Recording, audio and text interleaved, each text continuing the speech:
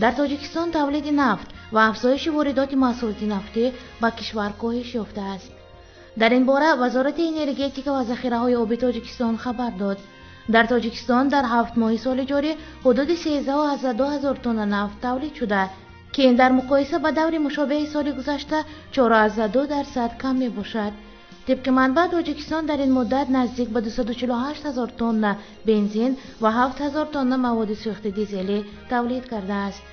بنا به گزارش در 7 ماه سال جاری به تاجیکستان بیش از 273,000 تن مواد نفتی با ارزش حدود 113 میلیون دلار وارد گردیده است.